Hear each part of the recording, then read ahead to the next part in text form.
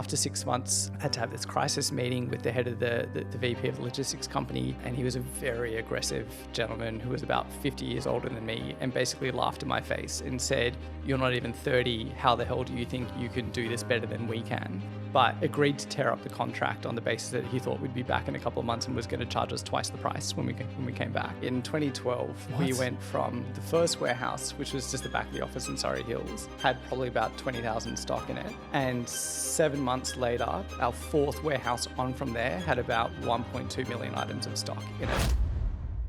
Adam Jacobs is an award-winning entrepreneur and the co-founder of The Iconic, Australia's largest online fashion retailer. He's currently co-founder of Hatch, a platform helping people find meaning in their workplace. He's interested in how technology is changing society and aims to build global tech companies that positively influence our future.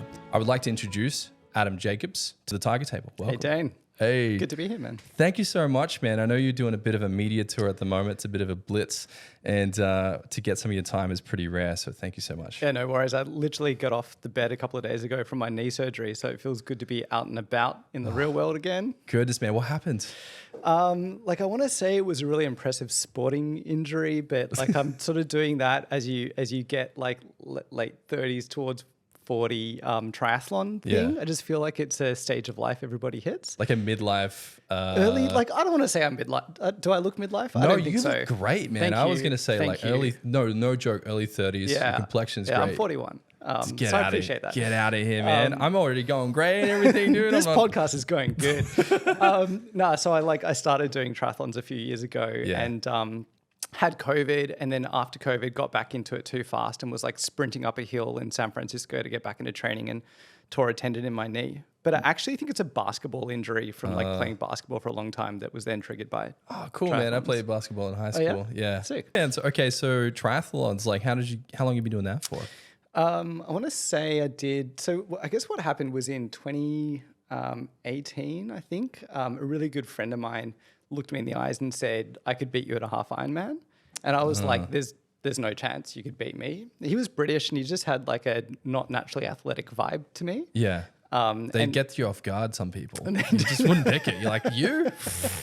Yeah. I said to him, "I think I'm more naturally athletic to you." And that was very offensive to him. He didn't like that at all.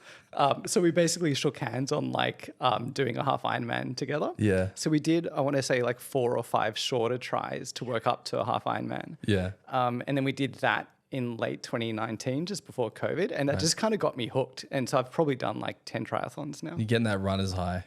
Yeah. There's something about it where during the race, you say to yourself, why the hell did I ever want to do this? There's so much pain during the race. Yeah. And then not only 5 minutes afterwards, you're like, that was the best thing ever. I'm going to do it again. Yeah. It's a bit addictive. Yeah. I've listened to, I listened to the David Goggins audio of, I think it's Can't Hurt Me.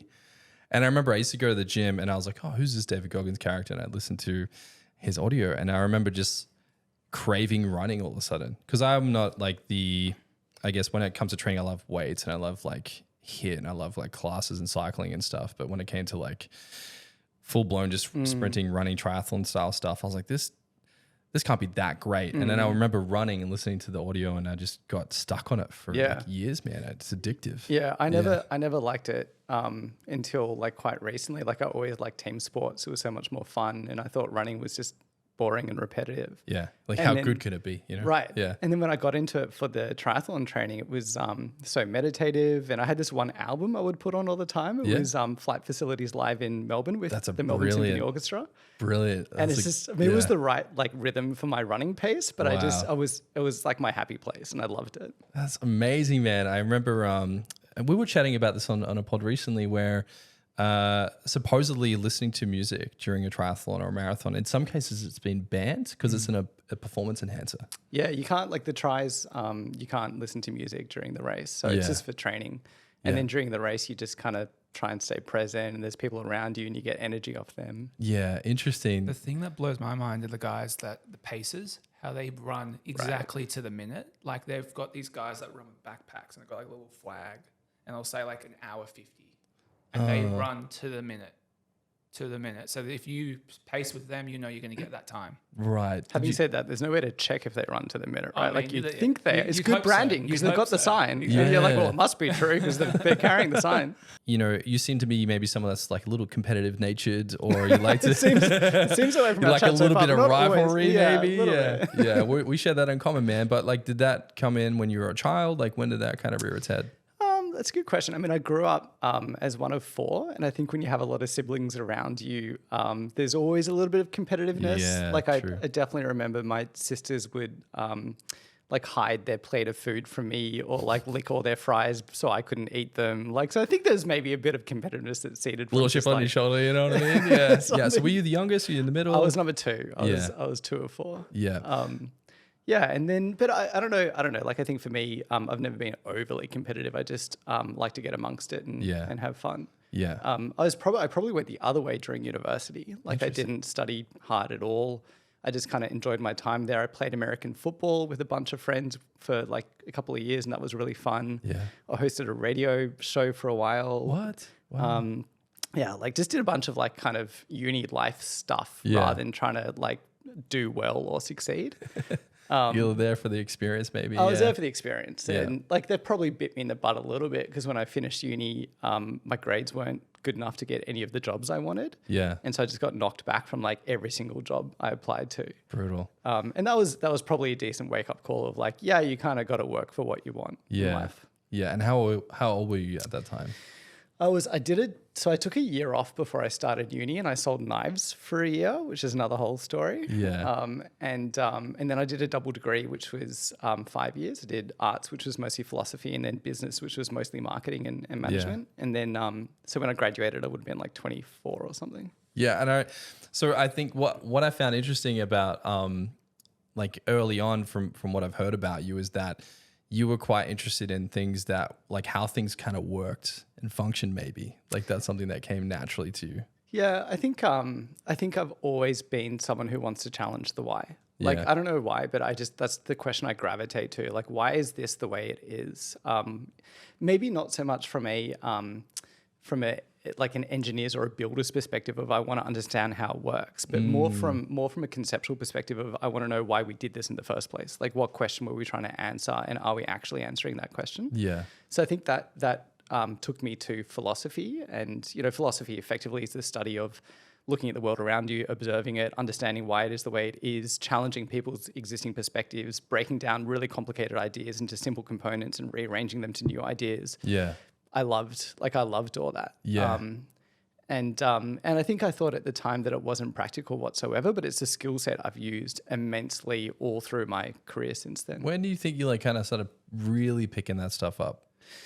Do you mean like when did I get into it? Yeah, like I know you mentioned that you were selling knives at one point. Yeah. Was that in the midst of your studies or No, so I guess what happened couldn't get the was- job? You're like, I'm going to sell knives. Yeah. So like I finished high school and I started a astrophysics course at uni. Whoa. Okay. Because I was really interested in space and cosmology. And, I thought I'd be working in that field. That was kind of my idea when I finished high school. You're like, this is cool. This is fascinating. all this It stuff. is fascinating. Yeah. It's like so expansive and it's the edge of our, understanding of the universe and all that stuff. It's also like we don't have all the answers. So then maybe is that curiosity thread as well. Totally. Yeah.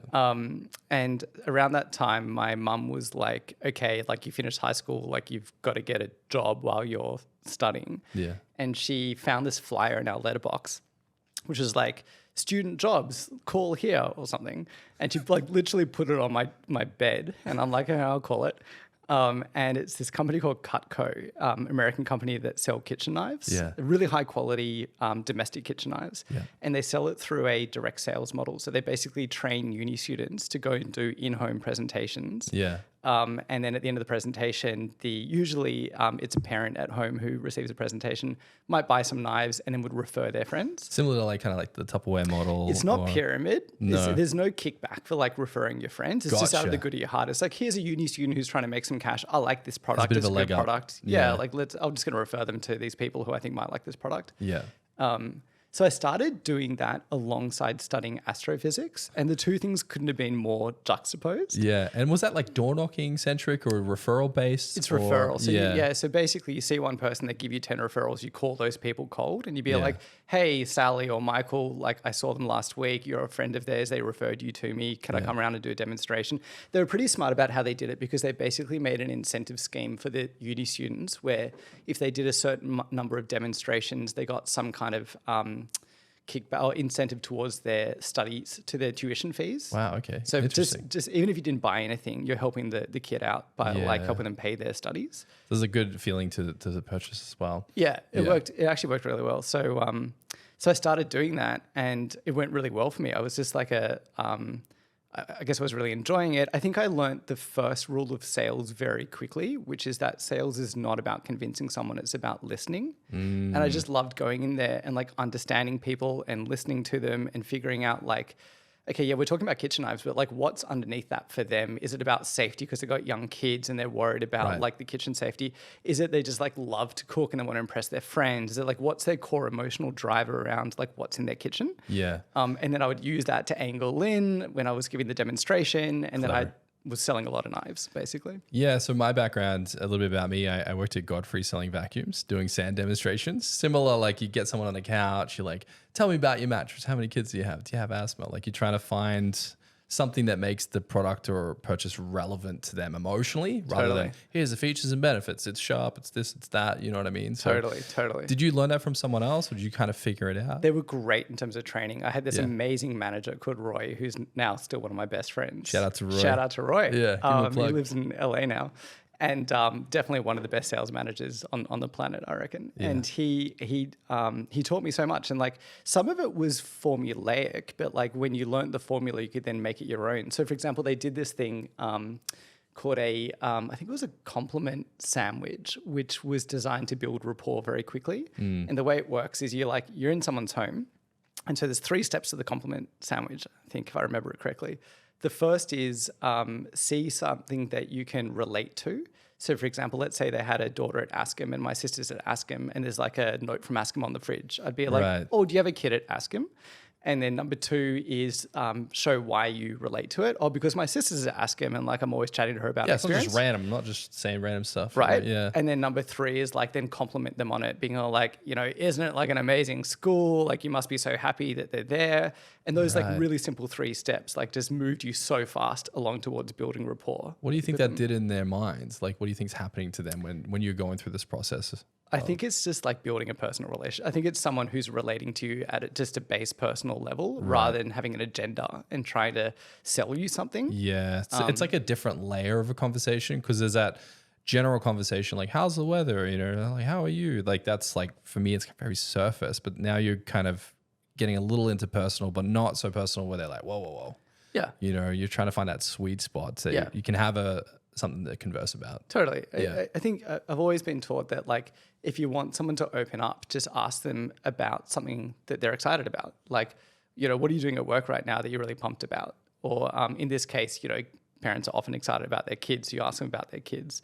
And it just kind of disarms someone. And it's like, oh, you're not trying to like sell me something. I'm a sucker for that, dude. As soon as people are like, how are your kids? I'm like, man, I can tell you. I got a list, you know, like look at these photos, these little videos. How are your kids doing? Dude, they're doing great, man. Yeah, little Harlow. So she's just turned 3 and little Joey's about to turn 1. So it's fun when you have one kid. It's interesting. But then when you put the dynamic of them together and you start seeing them figure out the world together, it's a trip out when they start recognizing and relating to each other. So I really enjoy that stage.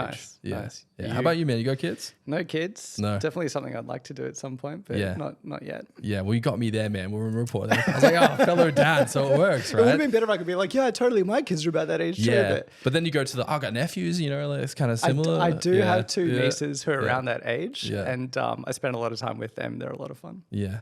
So back to the compliment sandwich, you were kind of getting into a groove with the knife selling. What do you feel like you discovered there that has maybe bled through to everything you're doing now, if you could track back anything? I mean, there were probably 2 big things that came out of it. One is it actually shifted me out of studying astrophysics. And there was this moment. Like, knives, yeah. Yeah. There's this moment in a lecture theatre where I was sitting there and it was so abstract and it was so long term in terms of like, hey, we're going to work on this problem and maybe like in 40 years we'll like learn something. You're like, whoa, that's way too much. Way man. too. And then on the other side of my life, in terms of like the knife selling job, it sounds so trite, but it was just like immediate feedback loops. I was learning things so quickly. I was working with people. I was building skills. Getting that dopamine. Yeah. Getting a bit of a thrill from it. A little bit, Yeah. at least like fast skills development. And I think what I took from that was, you know what, I want to work with teams. I don't want to work with ideas only. Gotcha. And I think being a scientist is very lonely and solo a lot of the time, and you don't know what the payoff's going to be. Interesting. And I very quickly moved from a sales rep into a sales manager, and I was 19 running a 50, 60 person sales office. Wow. And I loved it. Like I just learned more about myself, than I had the last 6 years at high school. Yeah. So I think that was a big thing. I think the other big thing for me, just more long term, is it just gave me this set of communication skills that are unbelievably valuable. The thing about selling is about listening and start by understanding someone. The confidence to go into a conversation cold and know that you can build rapport and know that you can connect with someone. Even some basic rules, like one of the sales rules that they taught was you always want to put the product in the customer's hands as fast as you can. Like in this case, it's literal. Like you want them holding the knives and feeling them. Yeah, I would do that at Godfrey's. So someone would come in the store and usually to be like, I just want a $50 vacuum. Right. And I'm like, come over here, like just take a seat. I'll show you a $50 vacuum. You put it in their hands. Right. And then you turn it on full and like they couldn't move it across the carpet. And yeah. And then you get a more premium one out. And you're like, have a go at that. And then you just see the moment where they realize themselves the power of the product. And then you can't go back. Yeah. Then you've re-anchored on the more expensive one. Yeah. They're like, I don't want the cheap one now. You know? Right. Yeah. And so you were getting the knife in their hand. Same thing. And they're like, oh my God, it's like, it was often the tomato, right? There's this like, the classic tomato. Yeah. Because normally you're cutting a tomato is like squishing a little bit and there's juice. And like with these knives, it was just so beautiful. And it was a real aha moment for them. And so, we do that in technology. It's called product-led growth. It's like the first thing you want to do is you want to get someone experiencing the product. Like don't try and sell them on something, just put the product in their hands. Right. Okay. And so for me, a lot of those learnings from being a sales rep for a year, like have translated into all parts of my career. And I think sales can get a bad rap. And I think everybody should start early in their career with a job like that. I would agree. I've done like door knocking, cold calling, car sales, like insurance, like all the standard ones. But yeah, there's something really interesting when you actually just love connecting with human beings. Totally. I think if you're like really trying to understand their perspective and see if you can help them in some way, that's what sales is to me. Is like, is there a mutual exchange here? You hate squishy tomatoes. I've got a sharpest knife. Like let's work together. Totally. Yeah. Also, I think just learning to deal with rejection and that rejection's fine. Yeah. Because when you're in sales, you get rejected a bunch. Yeah. And then over time, you're like, you know what? I'm not getting rejected because I'm a bad person. It's just because that one wasn't interested, and I just move on to the next person. Yeah. And I think that's been really useful, particularly as a entrepreneur. I actually don't like using the term entrepreneur. I think it's really wanky. But yeah. When you're building businesses, like a bunch of stuff fails, doesn't work. You got to try time and time again, and just being fine with that and being humble about it and moving on. Yeah. I think I learned that from sales too. Yeah, it sounds like you really love like progression and attaining skills and kind of seeing how things work live time. So do you feel like that's been a bit of an X factor for you, is being able to kind of pivot quickly and learn and progress quickly versus some people kind of get stuck sometimes in their business growing journeys? Yeah, I definitely like problem solving a lot. Yeah. And I like being able to like move into different problem spaces quite quickly. It's one of the things I feel luckiest about in terms of my job of being a founder is my day's so varied. Like I was up late last night with our product marketer going over a new version of our website, and we're talking about copy and branding and imagery. Earlier that day, I'm sitting down with our UX designers and we're talking about UI flow. Earlier on, I'm spending time with our investors talking about like capital management and financial strategy. It's just like the variety of problems is really broad. Yeah. And it's so fun. It's so fun to do. I relate to that. Do you think some people get fatigued in that situation though? Yeah, totally. It suits a certain personality type because it comes with a lot of ambiguity. There's this acronym that people often use to describe startup environments of VUCA. It stands for volatile, uncertain, complex, and ambiguous. I've never heard that one. Yeah. It basically means you're like, every day it's a little unclear what you should be doing and how you should be doing it. Right. That's how I feel every day, Ken. I come in, I'm like, what am I meant to be doing today? Next meeting we're going to be in, you'll be like VUCA to me, and I'll be like, I know. Yeah, VUCA. We're going to dive into that, man. So, okay. So like, do you have like a bit of like a set of guiding principles on how you kind of conduct yourself month to month, day to day? Yeah. There's a few, I guess, like values that are really important to me that probably have been learnt on the battlefields of early days, the iconic, where I was really cutting my teeth as someone who was building a technology company and making a bunch of mistakes and learning in real time. I think that shaped those values. So I guess to call out a couple, like start with why is really big for me. Like you always got to know like why you're doing the freaking thing you're doing. And if you don't know the answer to that question, you're probably doing something wrong. Yeah, I would agree. And that could apply to like top level company strategy, brand strategy. You can go all the way down to a software engineer writing a line of code and everything in between. Do you find that you can pick people that are in business without a why? Yeah. You can kind of smell it on them. Like, this guy doesn't have a strong enough why. This gal. I feel like you're thinking of someone. I'm not going to name him, but like you just have those conversations where you ask someone like, oh, like what got you started in business? They're like money. You're like, oh, yeah, I'm not that excited about this anymore. It doesn't smell. It feels good. off for some reason to me. It just seems like a means and an end. There's no passion or purpose to it. I also just think it's less interesting. Yeah. Like we live about 4,000 weeks in our life on the planet. Oh, I feel anxiety all of a sudden. Right? Yeah. So like I think about 2,500 of them we spend working. Yeah. That's a big portion of your life and actually not that much time, 2,500 weeks. And like, do you really just want to spend it trying to make a slightly bigger dollar than the last week? I mean, you want to do something that you care about. Wow. That puts things into perspective because I think, my tech director, Carlos, has this, it actually might be the 4,000 weeks thing. He has this picture on his wall and it has like these little circles and he marks a circle off every week when he finishes a week. And then you see the amount of circles you have left. And it's a stark reminder of time is so valuable and to do it without purpose. There's this great Tim Urban article that has that visual. It basically just visualizes your life in weeks. Yeah. And it breaks it down into, I think sort of age brackets. Yeah, so maybe there's like brackets or something. And you just see like 25% of it's blacked out and you're like, that's kind of depressing and morbid, but it gets you excited because you're like, let's make the most of it, man. Totally. Yeah. I feel like that article is like required reading for life, you know, because as soon as the first time I read it, that Tim Urban article, it's definitely worth checking out. I was like, oh, okay, I actually don't have much time here. And it makes you feel alive and it makes you want to spend that time like really deliberately rather than just be on autopilot.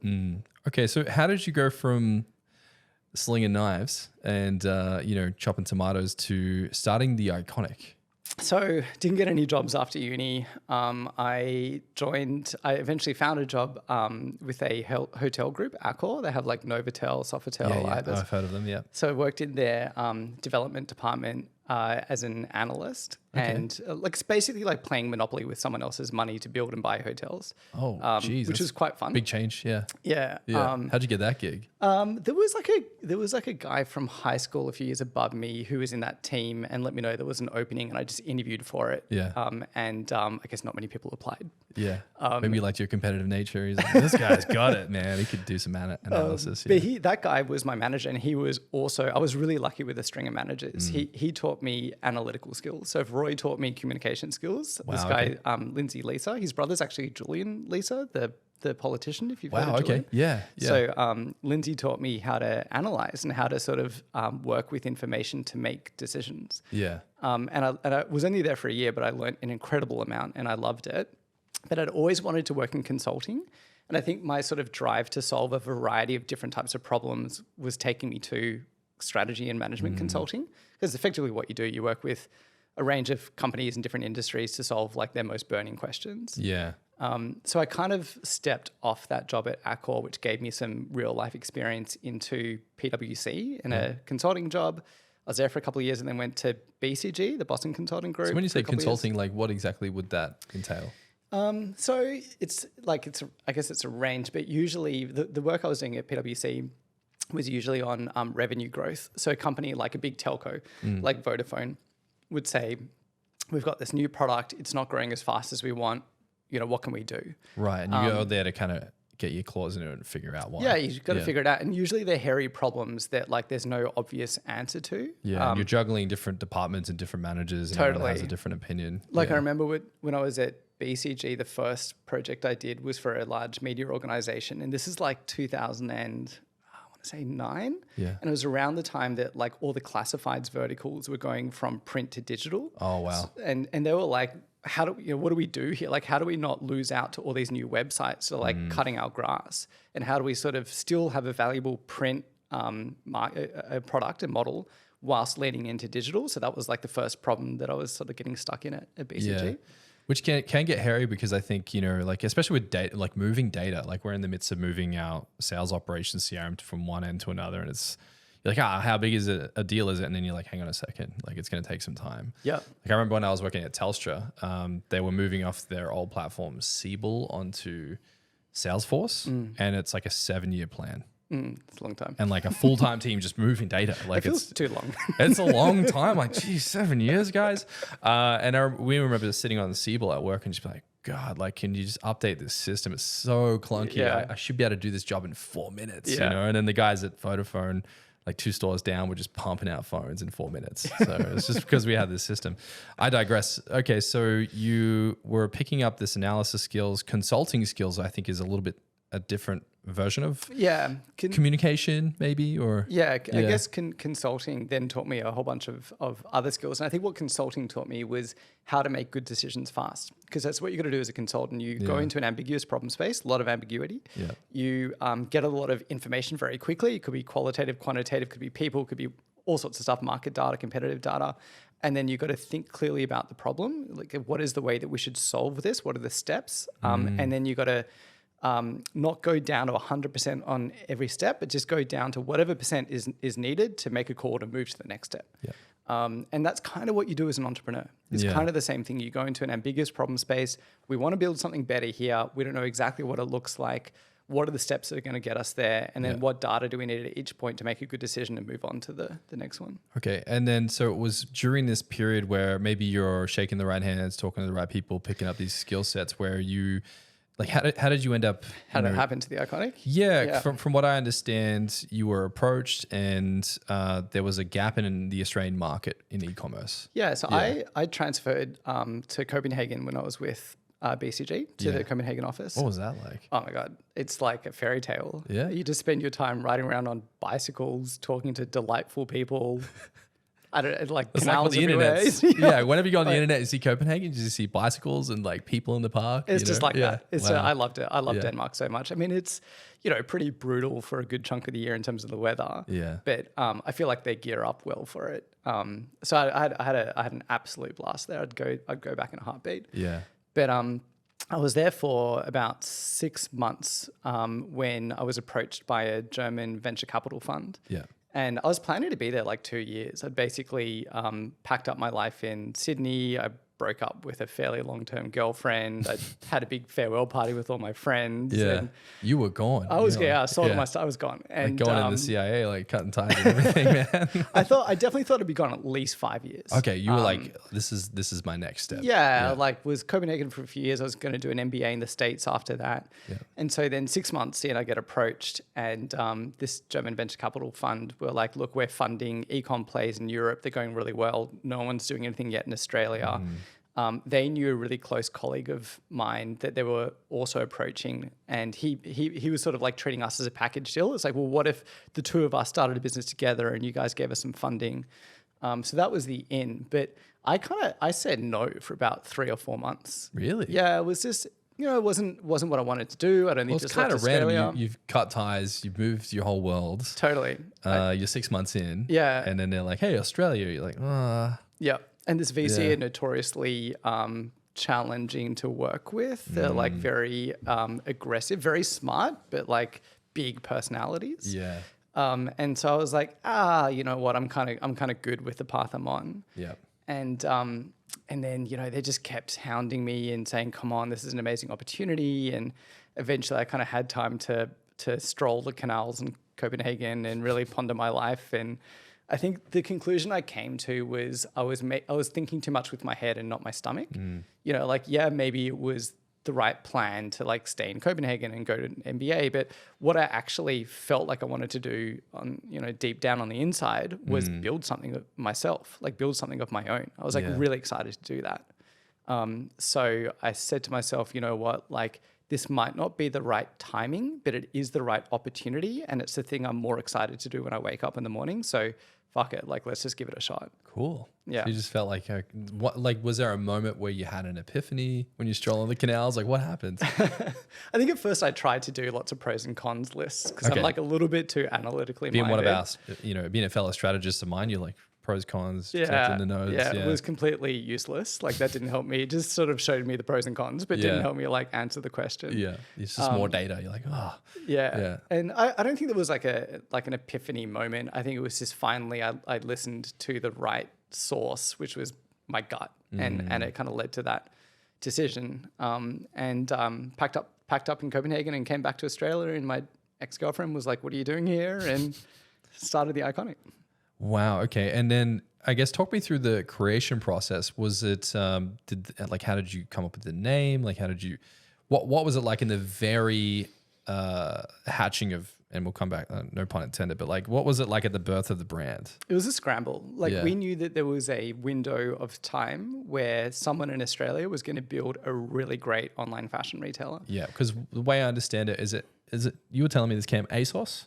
Yeah, they were based in, they had a foothold in Europe. Yeah, so e-commerce was really taken off in Europe from what I understand. And Cam was sharing some research with me, and he was saying that Australia was like 5 years behind in the e-commerce space. Yeah, that's right. I mean, at the time in Europe, something like 10% of fashion was bought online. Whoa. In the States, it was probably about 12%. In Australia, it was like 0.5%. Okay. So we knew that when you look at those other markets, we knew that's where Australia was going to go. And there was this huge growth ahead. Like the writing's on the wall. It's going to happen. Someone's going to do it. Who's going to do it? Yeah. And the local department stores had tried, but they didn't believe in it. And they were really focused on their own physical retail world. Yeah.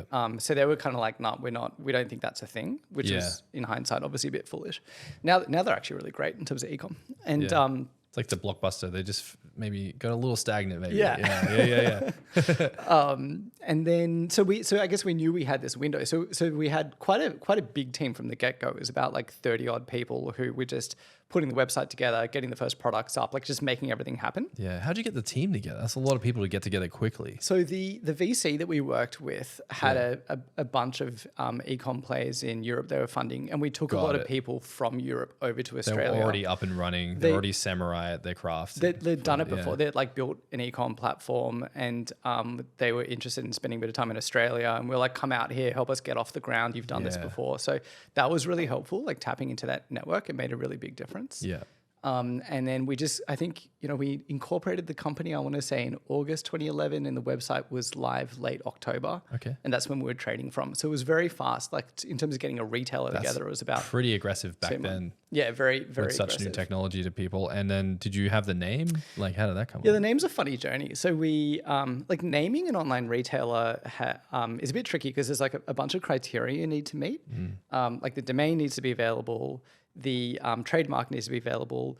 The name should say something about your brand, obviously, of what you want to convey. Yeah. And it needs to be phonetic, easy to spell, easy to search, because most people find you by just going to Google and putting in your search term. Yeah.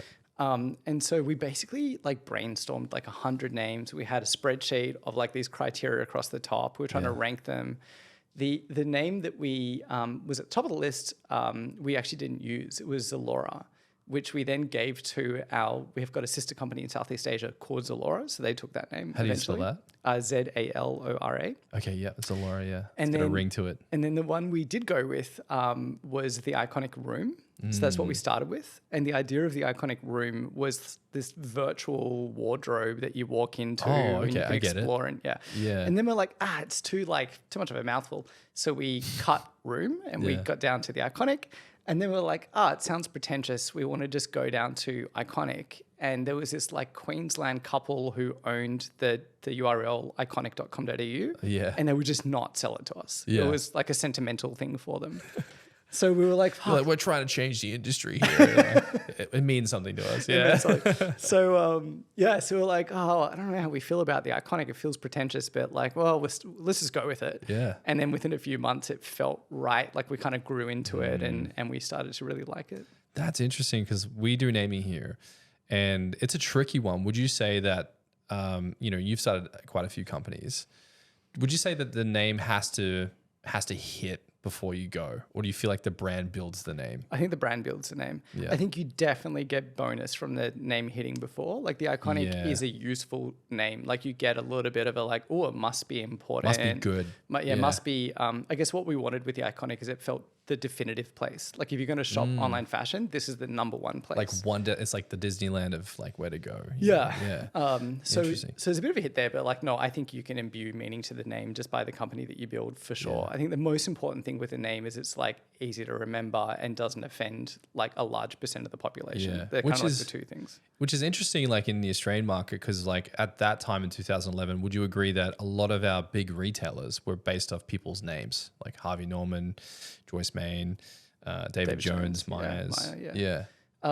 Yeah, that's true. To be honest, it's not something we really thought about. Because the iconic feels quite different to maybe the status quo of what we had in the market. Yeah, that's right. Yeah. I mean, it's funny because I guess we were probably comparing ourselves more to pure play online retailers than those department stores. So like Cam, you mentioned ASOS. ASOS started in the UK, I think like 2001. So they'd been in Australia for already 4 years before we launched. ASOS stands for As Seen on Screen. Okay. So their backstory is like you'd be watching like a soap opera in the year 2001 and you're like, I want to wear what that actor's wearing. Yeah. And then ASOS would be like, well, it's available on our website so you can buy it As Seen on Screen. Yeah. So that's clever. That's where their name came from. I didn't know that because there's so many times where you watch a movie like, damn, I want that jacket, man. You're like, look good looking. We actually did that today. We were we're about to do a new set for the pod. And I was on a friend's pod recently and he had these like deep chairs and we were like going through our archives and like, man, we're going to have a photo of his pod, when we did it. But he had a little badge on the edge of the chair and we scrolled in and it was pixelated. And Emma, who you met, was like KL. And she's like, oh, koala, what is it? Koala living? Yeah. So we're like head hunting the perfect chair. So we'll have to get you back when we get the chairs, man. But back to the iconic. So, you went from what I understand in 2011, you had 30 to 50 people. And then in the period of 3 years, you went to 500. Yep. And you moved 3 times. So the office we only moved once, but the warehouse we moved 4 times within a 6-month period. In 2012, we went from the first warehouse, which was just the back of the office in Surrey Hills, had probably about 20,000 stock in it. And 7 months later, our 4th warehouse on from there had about 1.2 million items of stock in it. So that first half of 2012 was like hyper growth for us. It was the real explosion of the business. That sounds like pretty terrifying. Yeah. How did you deal? Did you find like logistics specialists? Like, how did you pull that off? That sounds crazy. Yeah, I mean, it's definitely the source of some of my big lessons from that time. What we did at first, when we started growing really fast, we outsourced the warehousing because we were like, well, we've never done this before. Got it. Yeah. So we need to outsource it. The outsourcing of the warehousing was a train wreck. It was an absolute disaster. Yeah. We were with the outsource company for 2 warehouses. Both of them were a catastrophe of an operation where the data sync didn't work, the stock wasn't getting online, the operation was so expensive. And what happened at its core was the partner we chose, who's a very good logistics company, had a different agenda to us. Like their agenda was, we want a repeatable operation with reliable margins.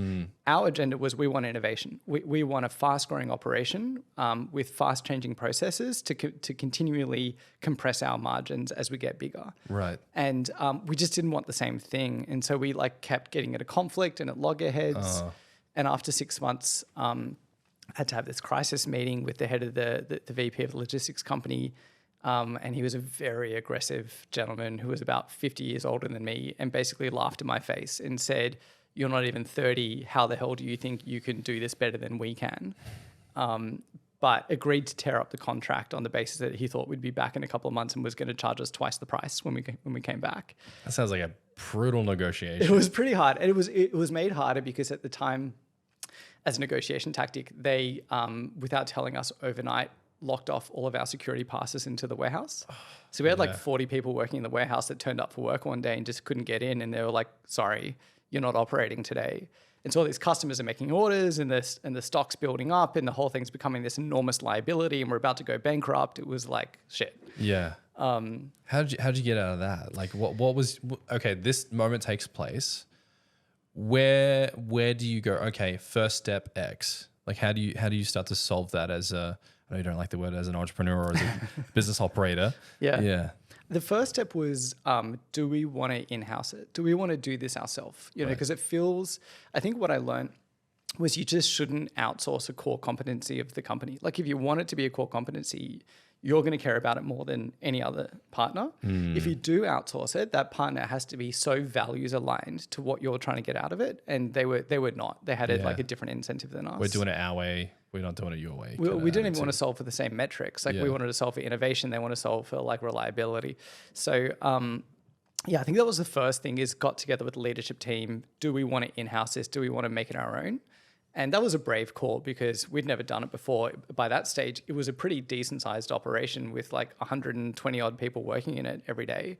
We were probably shipping about like, I want to say 1,000 to 2,000 parcels per day at that point. God. So that's a lot. So that was like a sort of scary call. And then the next step was negotiating the exit, which was that meeting with the aggressive, quite short, bald dude. I imagine the competitive natured side of you was like, I'll show you.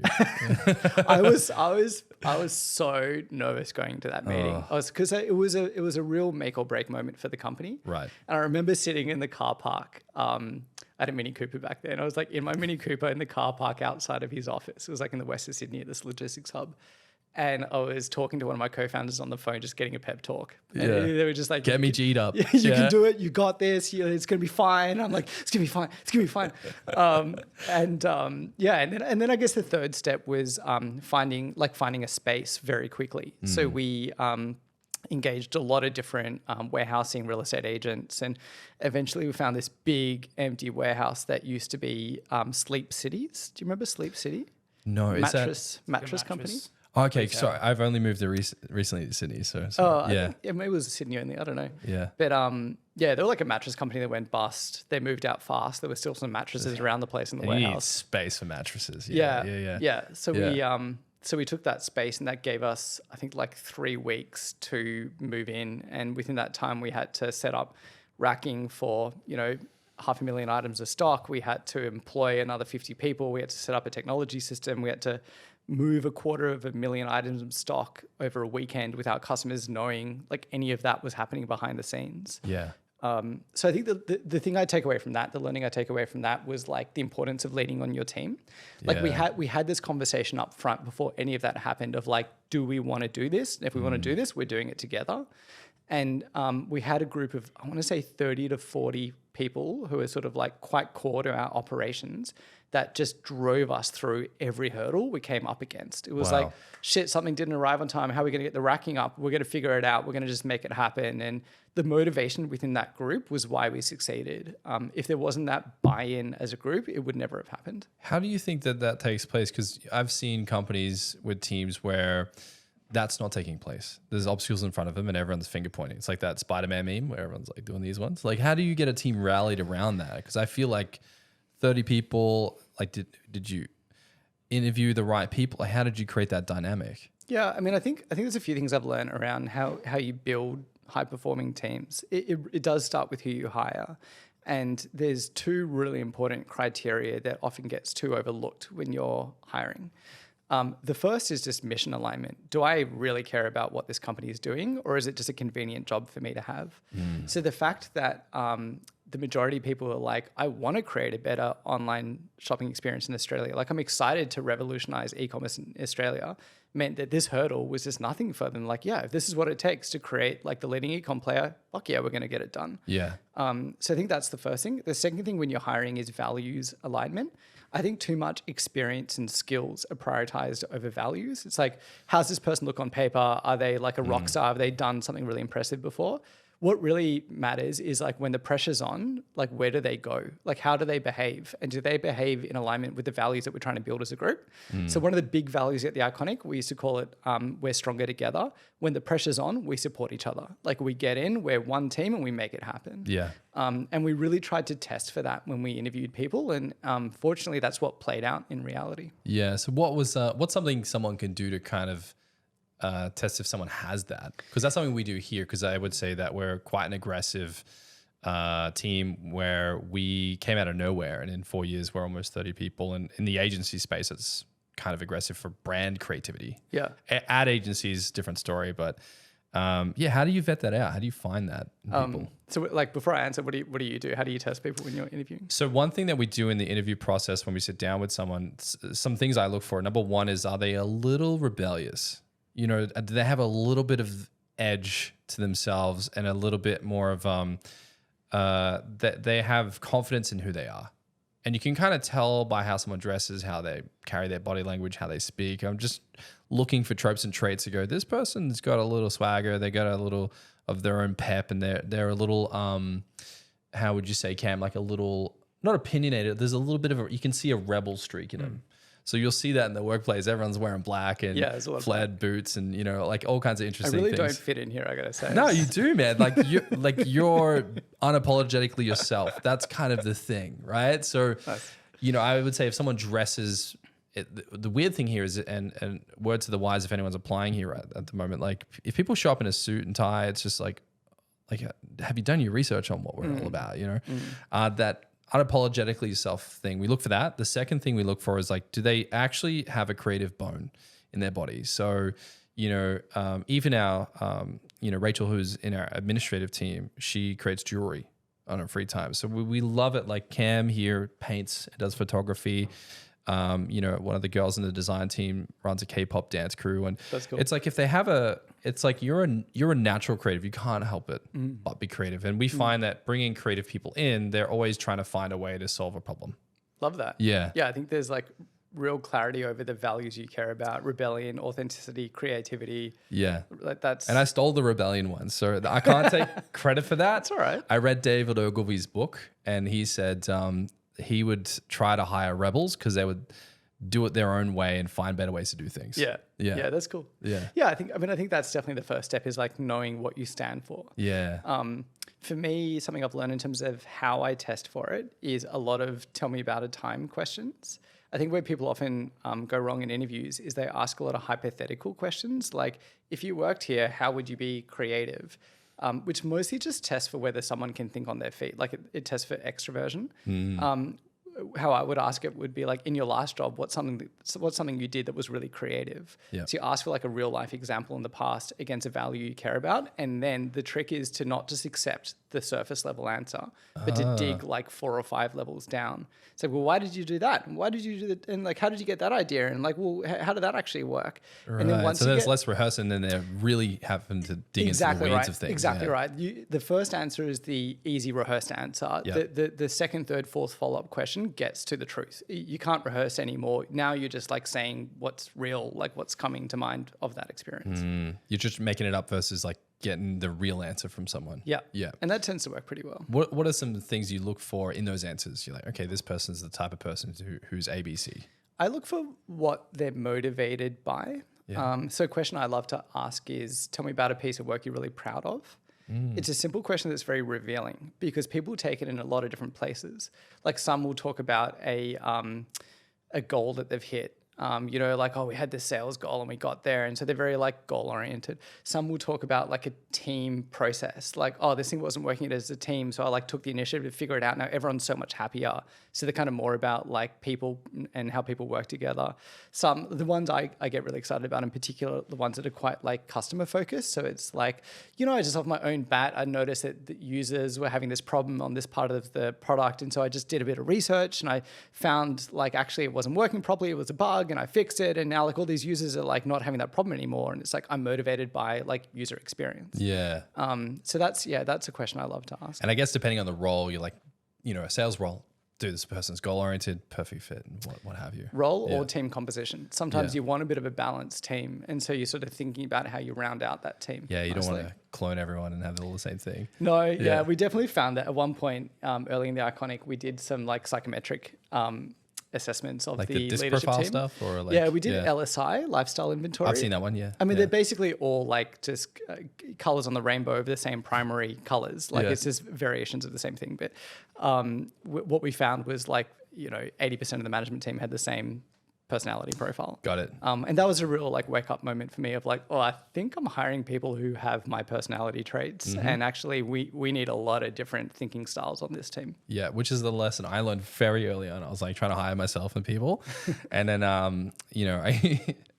I used to do things like when I would try and hire a salesperson, I'd call them at like 7 a.m. on a Saturday to see how hungry they were. And then my recruiter, she was like, Dan, you can't do that. And I'm like, why not? I want to see if they've got it. And she's like, let me show you a better way. So thank God I had an expert come in. Like I mentioned my friend Roy earlier, who's like the ultimate sales manager. And like he does something I don't know if I entirely support, but his office is in LA, is on like the 5th or the 6th floor or something. Yeah. And so when he knows someone's coming in for an interview, he intentionally shuts off the elevator and then they have to walk up like 5 or 6 stairs. That's hilarious. And then he wants to see how they react to that. And are they like, what the fuck, the bloody stair, or do they not even mention? He's like, were you okay getting here? And they were like, yeah, it's fine. I love that. It's like, how do you deal with the adversity? I'm not sure it's like a valid test, but he really likes it.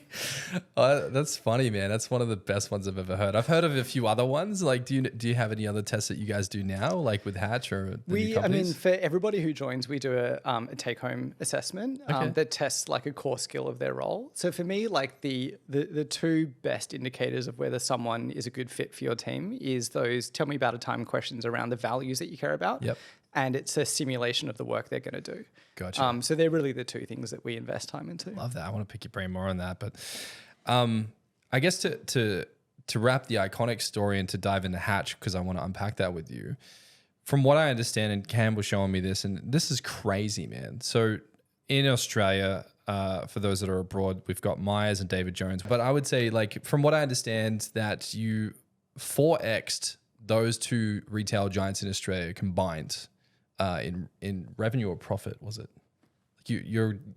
I'm just trying to add weight to what the Iconic did in the Australian market. You basically pulled off, I don't know if it's the 10%, but you succeeded. Yeah, I mean, it for sure very quickly became the market leader. Like I think within 12 months, we were the largest domestic online fashion retailer because there were other players. I talked about the window of time. There were other players trying to get through that window. Yeah, ASOS were in there as well, yeah. Well, ASOS were international, but in terms of domestic, there was like Surf Stitch, there was Style Tread, there was...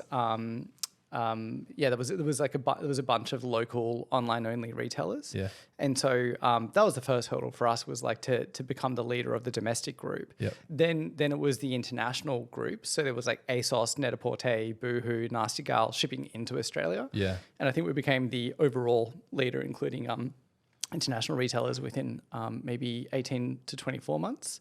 And then it was probably like, I don't know, 5 years before the product range was bigger than the department stores. Actually, I couldn't tell you now like where the Iconic sits in size versus the department stores, but from a online shopping perspective, it's head and shoulders the market leader. You guys won. So then, from what I understand now, you're still on the board or advising the Iconic. Yeah, not on the board, because actually the Iconic's wholly owned by a parent group that's out of Europe and listed in Frankfurt. Yep. But I still play an advisory role to the CEO and to the business in general. Awesome, man. And now, from what I understand, you're really trying to pioneer the job recruitment space. Yeah, that's right. Yeah. I mean, like my view is that this question of what work is right for me is a question that follows us all, like all the way through life. And I think often it's really hard to answer it. And I don't think job boards are doing a great job of it. Like when you go on a job board, it's like this very transactional and personal experience where you're looking at walls of text job ads. You don't really know what that team's like. You don't really know what you're going to be doing there. And then you apply with a wall of text with like your resume. And then the person on the other end like can't really figure out who you are. It's like, well, you went to that university or you had that job. What does that really mean? Just this, like almost like an arcade guessing game. that's a great way to put it. It's like playing. It's like playing guess. Like, oh, like, you know. Yeah. Yeah. And it's high stakes. Like Yeah. we're talking about like how we spend half of our time. It's expensive, man. If you get the wrong person, it doesn't only hurt the company, but it hurts them. Expensive It's for 6 both. months of their life. They could have been working somewhere better. You And know? I think we all know people who don't like in our lives that don't like their job and are just doing it because it's where they ended up. And it's like, Yeah. I don't really know how to change or what else I could be doing. So And some people don't like the whole. Yeah, some people hate putting their CV together, or they hate going on. You know, like Yeah. it's just difficult. yeah. And the other thing is that like those job boards, like they came about in like version 1 of the internet. Like it was sort of late 90s, early thousands. And a couple of things have changed since then. Like first of all, the way that work is designed has changed a lot since then. Like back there, careers were way more linear. Like you kind of did one thing for a long time. Today you chop and change all the time. You can take your skills into new places. Another big change is like how we interact with the internet. So like in the year 2000, it was sort of like message boards. Today it's social media. It's like getting to know people rather than just like text and information. Yeah. And so, you know, for me, I look at particularly the next generation coming through who like are coming into their career, like the start of we talked a bit earlier on about the start of your career. Like the start of your career is this very formative experience that puts you in different directions. And so they're looking to start their career aligned to the values of what they care about. Like Gen Z are very sort of looking for values aligned I would agree. work. Yeah. And they're trying to use these job boards to figure out what that looks like. And it's like banging your head against the wall. So that's really what Hatch is designed to solve. It's more current, more relevant to the Yeah. way we live our lives today. Because I think, you know, our parents were, you know, looking at the classifieds in the paper and Totally. ringing around and doing interviews. Whereas now everything's so technical, everything's so immediate. Totally. Yeah. Yeah. I mean, it's the jobs marketplace for Gen Z and beyond for the next generation. And like there's really two big hypotheses we have as to how to solve this problem. The first is to throw out these old school keyword matching, search driven job board discovery experiences and replace it with something that's driven by modern AI language models that looks deeper into an individual's underlying skills, values, interests, strengths, like are they rebellious, are they creative, like how do they like to work, to match them to jobs that are a good fit. Yeah. So you're much more likely to find the right match because you're going beyond the CV. Yeah. The second big hypothesis. Would you liken it to dating a little Yeah, bit? often it does get likened to dating. Yeah.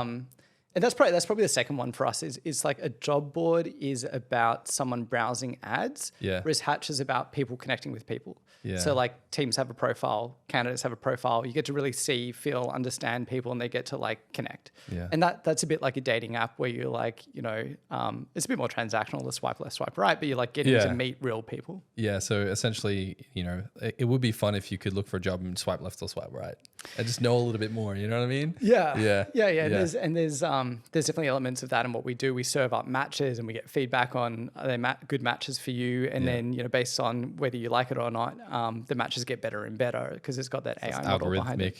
Dude, this is crazy. No one else is trying to figure this out the way you're doing it. I mean, there's definitely people who are trying to do new stuff in this space, and there's a lot of new tech that's available to play with. I think what we're doing that's different to others, coming back to like my drive to start with the why and really solve a core problem, is we're not doing one gimmicky slice of it. Like there's a couple of tech companies that are like, we're going to build an AI chatbot to talk to lots of people and tell you who the best one is. And like, it's a bit gimmicky.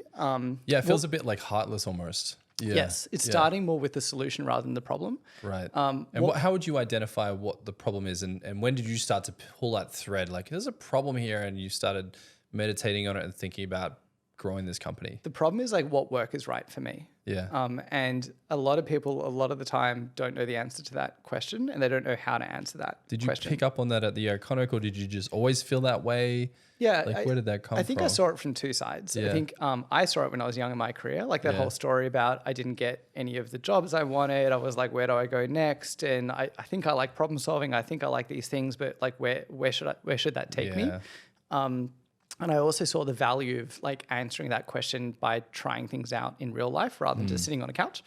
And then I think I also saw it from the other side as an employer, because when I was doing a lot of hiring, like I interviewed over 1,000 people at the Iconic, what I found time and time again was the CV doesn't tell you what you need to know. It's the underlying traits, it's the values alignment, it's the transferable skills that you need to know about. Yeah. But like you're not getting that information off a job board. Yeah. So I guess I was fortunate to understand the problem from both sides. And at The Iconic, we hired a lot of young people. Like the average age of the company when I was there was probably 26. So I saw it play out a lot for people early in their career. Same as here. You probably saw, yeah. Yeah, similar. Yeah. So I think all of that came together with an understanding of the problem that led to these hypotheses as to how to solve it. And I think that, back to the point, I think that's what we're doing different.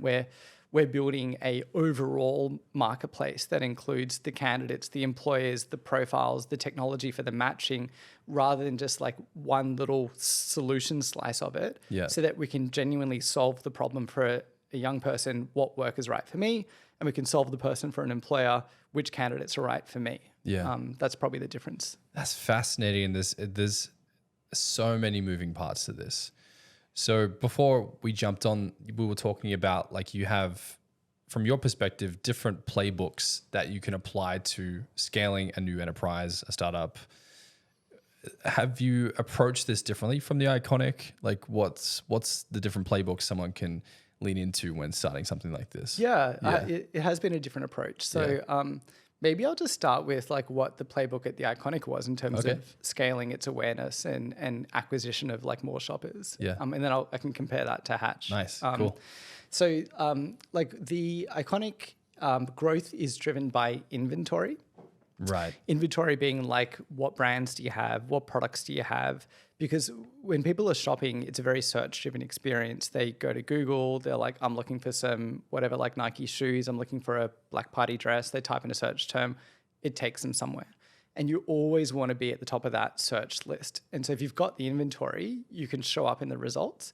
And it's funny, when you think about building a brand for a company like The Iconic, people think about TV ads or they think about billboards, but really brand is built in digital marketing search results. Okay, so like all these channels linking back to the website. Yeah. The faster we can scale. And the impressions. So like I search for whatever, like a black top, and I get a list of results. On that list is The Iconic, and there's like a couple of little lines there about The Iconic. It's like Australia's number one online retailer. Building a little bit of brand equity every time you do it. All those impressions, that's what's seen. That's where the brand is seen the most. Yeah. And so we really lent into. Wow, so that's your predominant. Sorry to interrupt you. That's your predominant touch point. Is that little line? Correct. Wow. Yep. Yeah. It's also like the most sensitive point of the conversion funnel. Like, do someone click it to get to the website, and then they get to experience the brand in a more fulsome way.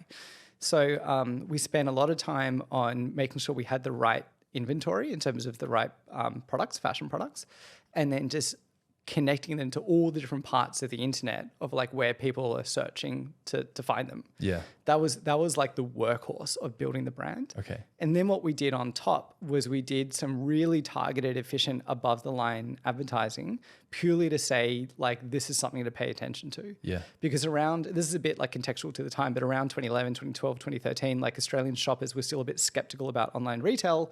A lot of them hadn't shopped online before. They were like, is someone going to steal my credit card details? Is this a real thing? Is it really going to come in the mail? What if it doesn't come? And so eBay fiasco that we had. All that. So we had to build credibility, and above the line advertising is very good for cred building. So we did some targeted TV, buses, billboards, radio. We were pretty efficient with our spend. We didn't buy premium ad inventory. We bought like the kind of cheaper stuff that would last for longer just to get the frequency up there, just so people would see it a lot. Yeah. And that created this halo effect over the brand of like, this is real. Like, I should pay attention. They're on a bus, so I can trust them. Right. So do you feel like the real world advertising adds tangibility or closeness to the perception? I think it adds credibility. Yeah. I think at least it did in 2011 to 13. Gotcha. I think today it still adds credibility. It's not as impactful. Maybe? It's not as differentiating. Okay. As it would have been back then. Back then it was like maybe weird for a tech company to do that. Yeah. Exactly. It's like, well, like no online retailers are advertising on buses, but they are, so they must be like the real deal. Because now you see it everywhere. Like you see like White Fox or Boohoo.com on buses all over the place. Totally. Yeah. It's like more common now. Yeah. But back then it was a really important part of the strategy. So yeah, I guess that was the playbook at The Iconic. It was like really good digital marketing based on the inventory, and it was like this kind of hits of like credibility over the top. Yeah. For Hatch, there's a bit of an analogy in the sense that we also have inventory, and that inventory is jobs. The difference with Hatch is that For the Iconic, to get the inventory, you got to go buy it. You've got to spend a lot of money, put it in your warehouse. It's like a whole physical thing. Yeah. For Whereas jobs, you gotta network and build relationships. Well, jobs are already there on the internet, right? They're already on a lot of other websites. But how do you get them on your website or your app? Yeah. So there's a bunch of like technology to aggregate all the places to aggregate and curate the best jobs onto Hatch.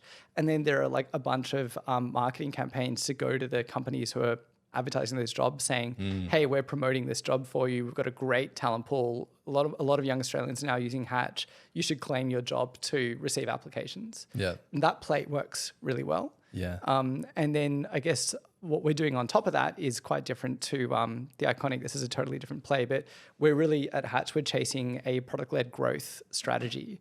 It's a bit of a buzz term, but like what that really means. Sounds cool, yeah. What that really means is that like people start using Hatch because they like the product and they try it out. Yeah. And ultimately Hatch is a community of young people and employers who are interacting with each other. Yeah. And all there's those actual engagement going back and forth versus eyeballing CVs and exactly walls of text. Exactly. Yeah. And all that engagement are opportunities to invite a new person in. So it's like a friend of yours started following a company on Hatch. Maybe you want to follow the same company. It's like there's a hiring manager who likes your profile, so they're inviting you to sign up and apply on Hatch to their job. There's all these little moments. It was where we more can like social media-esque. definitely a network, like a social network. Yeah, LinkedIn-esque. Yeah. TikTok-esque. Yeah. Yeah, you're doing stuff with video from what I understand as well. Yes. Yeah. And so if you imagine that network, like there's lots of opportunities to invite people into it, like at different entry points. And that's how we go to scale. That's how we take it from, there's a bunch of people looking at jobs. So there's a lot of people now using this thing as a community. Yeah. How in the world do you, this sounds so complicated. Like, where did you start? Like, I'm making it sound too complicated. No, I'm just putting myself in the cockpit and just thinking about like, how would someone like me even think it's possible to build an app like that? Because everyone has an app that they want to build.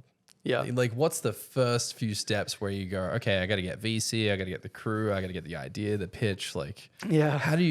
That's what I'm looking at, that puzzle. Yeah. How do you pull it all together to start actually building something? Yeah. It is. I mean, it is ambitious. And I think there's something about being a second-time founder that gives me the confidence to tackle a more complicated space. Got you. Like what people say about marketplaces, jobs marketplace, or it could be a travel marketplace or any marketplace really, is that like a lot of them try to succeed, but very few break through.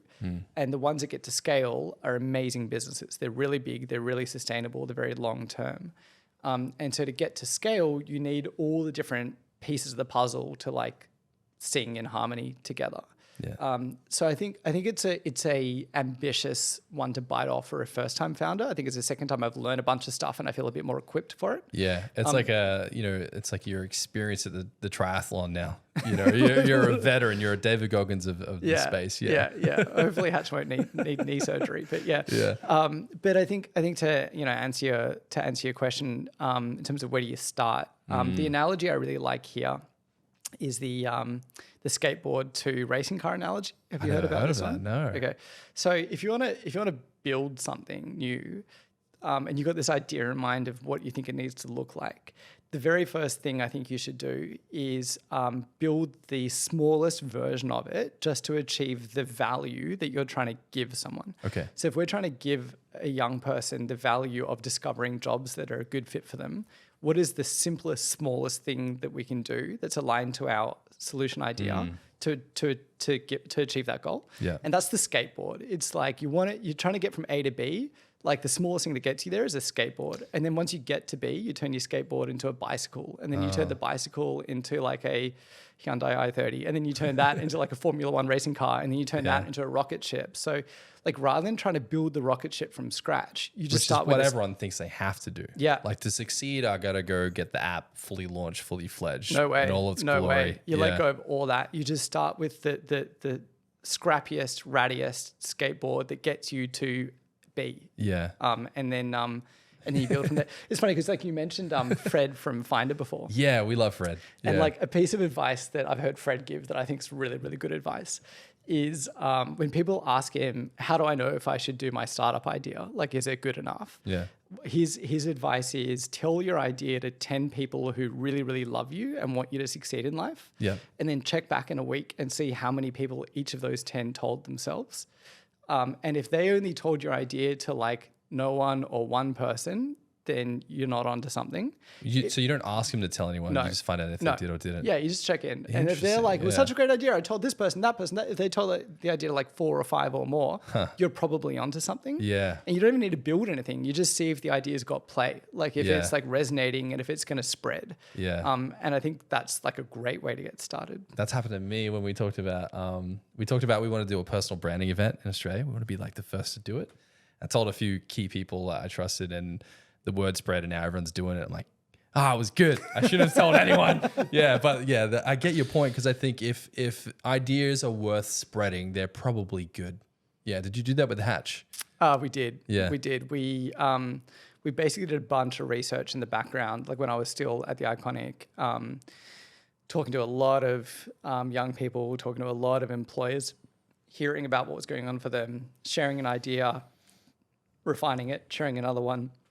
Before we even like incorporated the company, was a whole research process. Yeah.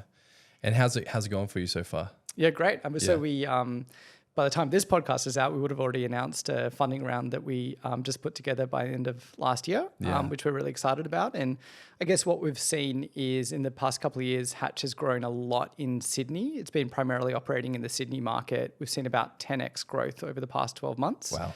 Something like 150,000 young people in Sydney now using it, with like 120 odd companies. That's remarkable.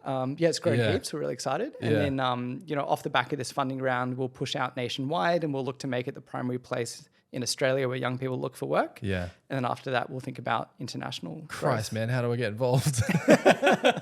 Sounds like you guys are doing so well. And for you, like what's in the midst of all of this, like what's something that you're finding yourself right now, and we like to ask everyone this, what is something you're truly obsessed with right now? Like outside of work, do you mean? Yeah, just in general. It could be work related, it could be anything. Something you just kind of gravitated toward and you can't stop thinking about. That is a great question. What is something that I can't stop thinking about? I haven't been able to stump you yet, so I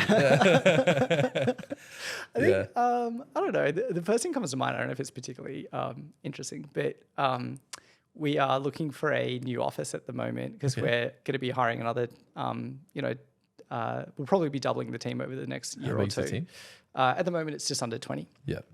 So, and it's a lot of progress for a small team. So we definitely got room to grow it. And as part of that, we'll probably look for a larger office space. And so this question of what should hybrid work be in 2024? Yeah. How much does it make sense for someone to be in the office? What do people prefer versus what do they not know is like good for them, even if it's a bit uncomfortable? Right. That's something that I'm really trying to figure out at the moment. Yeah. And we actually just surveyed. We just pretty soon in a couple of weeks we'll be releasing a survey of like what Gen Z want today. We've surveyed about 2,500 people over the past couple of months. Yeah. And definitely like hybrid work is by far the preferred model. Yeah. But there's such a variance of like, what does hybrid work mean to someone? There's no clear definition of that.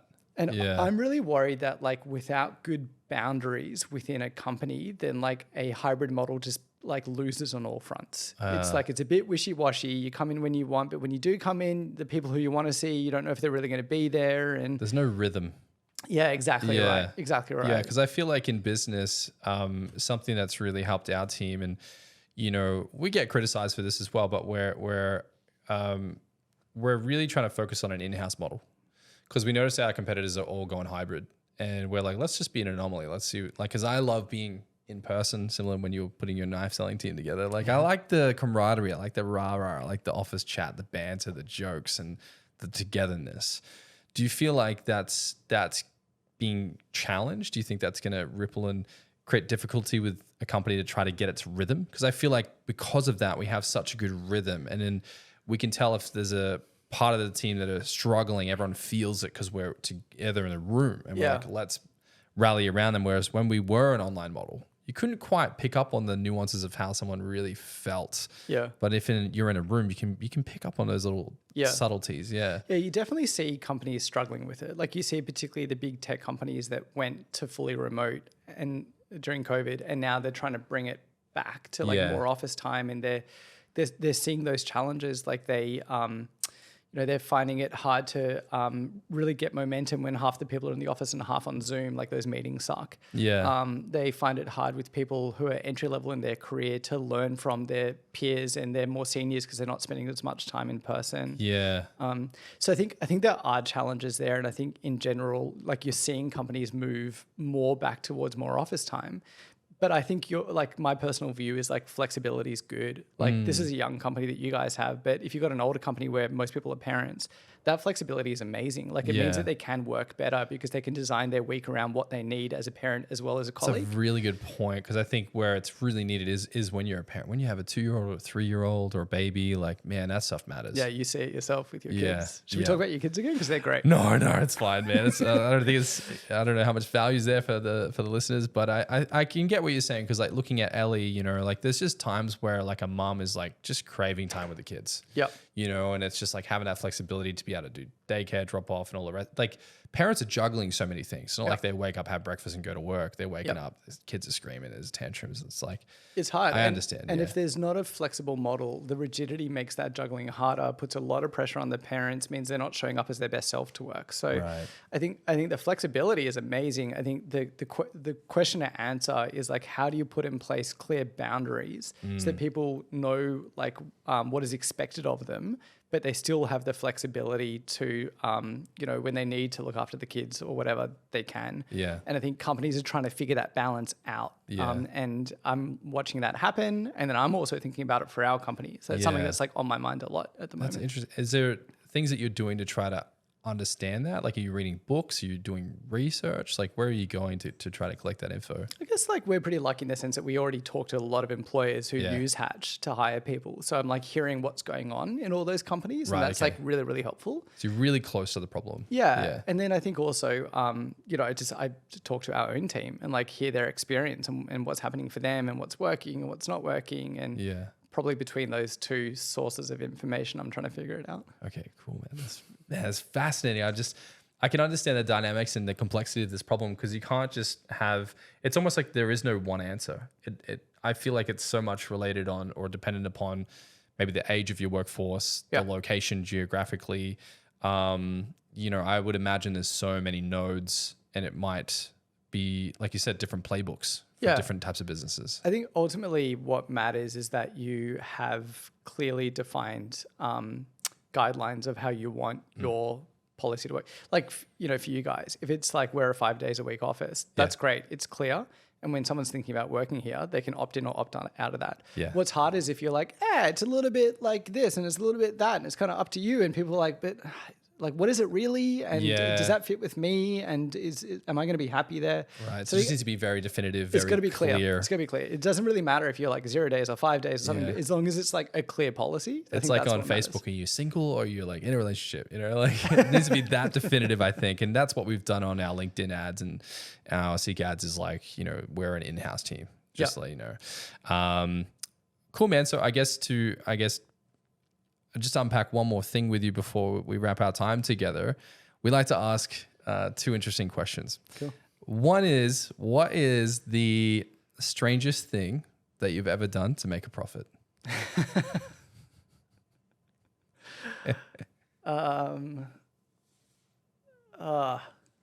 So like driving around with the magnets on the side of the Mini.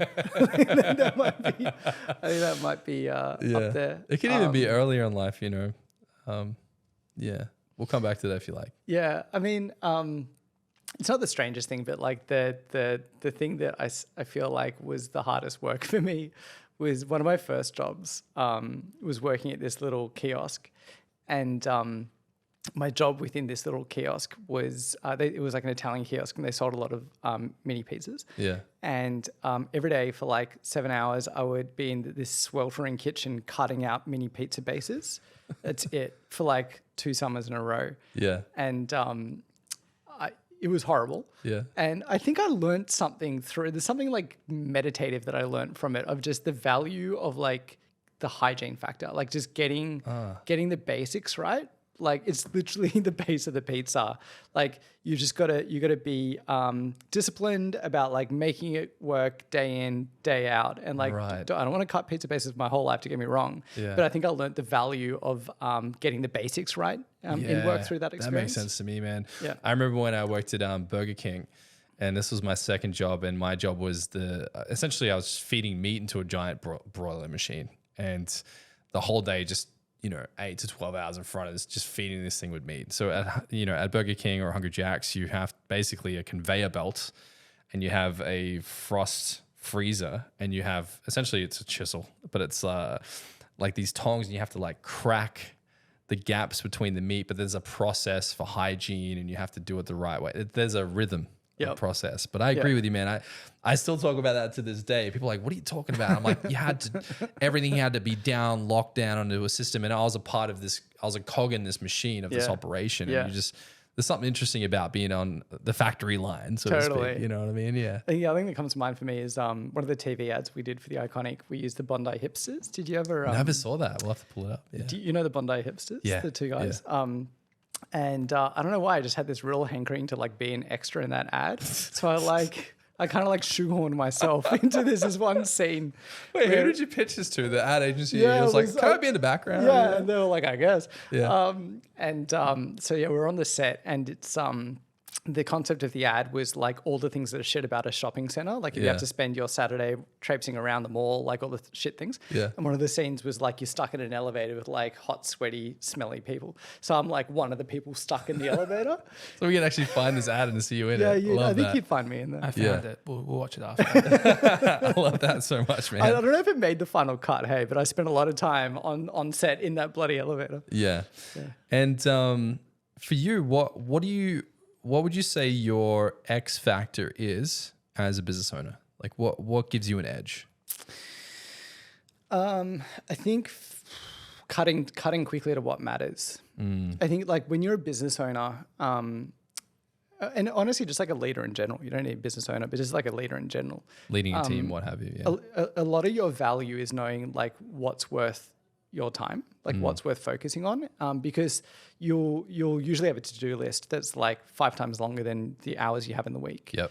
And so for me, like I try and be good at like really spotting like what matters here. Like if there's 5 things we could spend our time on this week, which one is going to move the needle? Yeah. When someone shows me something to review, I try and get quickly to like the critical part of it that's actually going to make a difference. Yeah. What's actually going to make things happen? Yeah. So are you looking for like, if you're essentially, I mean, I was chatting to our GM about this yesterday, and running a company kind of feels like you're a DJ sometimes. I like where this is going. Yeah. Because I want to be a DJ. Oh, cool, man. Me too. I've always wanted to be one. I messed around with Fruity Loops as far as I got.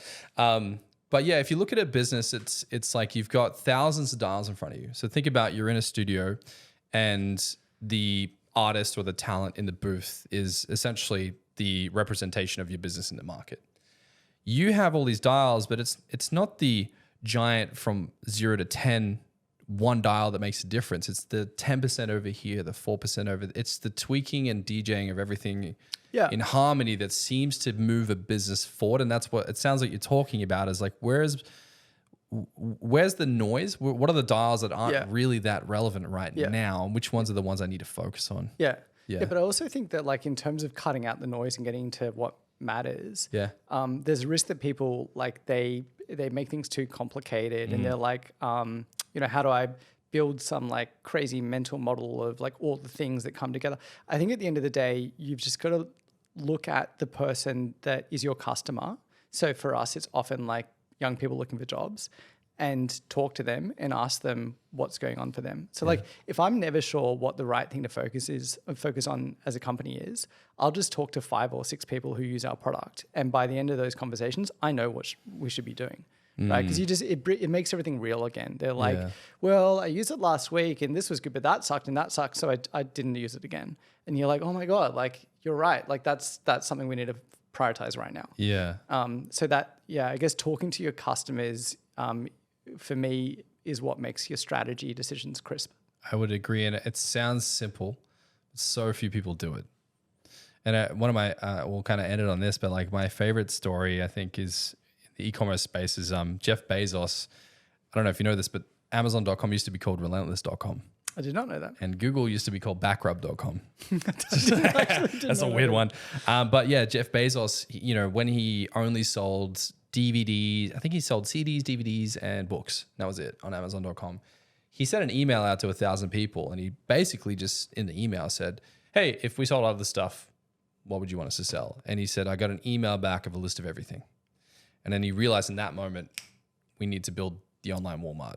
And that was like a pivotal moment. And I think like literally had the dude not done that and listened to his audience, we wouldn't have the Amazon we have today. So that's such a good piece of advice, man. Yeah. I think it's so important for people to do. I mean, I think if we have time for a short story, I think the time I best saw that in my career was when COVID struck. Yeah. And we'd only just launched Hatch. And when we launched Hatch, it was Did you launch before or like in the midst? just before. It was like maybe, I don't know, like 8-9 months before or something. You couldn't have timed it better. Oh, yeah, it was terrible. It was terrible. And when we launched it, it was just for uni students. Yeah. And so at that time, like the uni student market went from normal to zero, like in terms of jobs for uni students. Right, I didn't think of that. Yeah. So what happened was, I feel like the first day of lockdown, me and my co-founder Chaz, we were asking ourselves, like, how do we respond to this thing? And the conventional wisdom for startups at the time was buckle down, halve your costs, halve your team, extend your runway, just try and make it through this thing. Right. And we didn't really want to do that because it's not like we wanted to like go over half the team. We wanted to navigate our way through it. And so what I did was I called, it was a Wednesday, and I called 10 employers, large customers who were using Hatch. It was like Westpac, and it was Woolies, and it was Telstra, and it was a bunch. And I said to them, what's going on for you? What matters to you right now? And the same theme kept coming back. The theme was some of them, and like Qantas was a good example of this, had to stand down thousands of people. And they had to let go of people very, very quickly, or like temporarily let go. And others, and Woolworths are a good example of this, had to rapidly hire thousands of people because they were scaling up like their online delivery to handle everyone being at home. And there was this unique time in the employment market where you had to shuffle like tens of thousands of people from one half to the other half, but nobody knew how to do it. And we just built this piece of matching technology that matched people to jobs, not based on their CV, but based on their transferable skills and their interests. So within 7 days, we spun up this totally other product using our matching tech that matched people who lost their job due to COVID to new jobs they didn't even know they could do. Whoa. And we partnered with about 200 companies, and we redeployed tens of thousands of Australians. Gosh. And that like meant I think we tripled the team through COVID because it brought in a lot of revenue as a business and extended our runway. You were like maybe one of the only solutions at that time. We were the fastest. And so we were, I guess, therefore a lot of people used us first. Yeah. And it was there problems with it? Was it clunky and problematic? Oh yeah. I mean, like it was, we smashed it. Yeah. No, we were building it in real time. Like it was a very intense period. But I guess we wouldn't have done that if it wasn't for those 10 conversations with those customers that very clearly showed us like where we needed to go as a company. Yeah. So you were very consumer mindset led. Like, what do these guys want right now? Yeah. And then how do we do it in 6 days? Yeah, there's this saying in startups that you want to be medicine, not vitamins. Like a vitamin is like nice to have. I want to feel a bit better. Medicine's like I've got a problem and I need it fixed. And so like another way to say it is the bleeding neck problem, which I think is a little bit graphic. But let's go into it, man. Let's go. It's like I've got a wound and I need it. And so they had a bleeding neck problem, and we were like, we actually can help you with that. Yeah. And it took off like a rocket. Wow, man. What did it feel like though? That feels like it's quite a very positive, impactful thing in such an uncertain time. Like, what was your emotional state through this? Were you getting kicks on the reward of like helping people? Like, it was exhausting. Yeah. Because like the work required to pull it together so quickly was a lot. It was like not only the technology work required, and our team were amazing. They rallied, but they were all like up until midnight for like weeks in a row. Wow. To make the tech work. And then there was a relationship side of it. We were partnering with hundreds of companies, and to get it off the ground, we had to talk to a lot of organizations to get them on board because you needed critical mass. Yeah. You needed everyone involved for it to make sense. Yeah, you needed the jobs, you needed the people that were working in that location. Totally. Yeah. So that time is just such a blur for me. I look back at it and I'm like, I don't really know what happened for 5 months.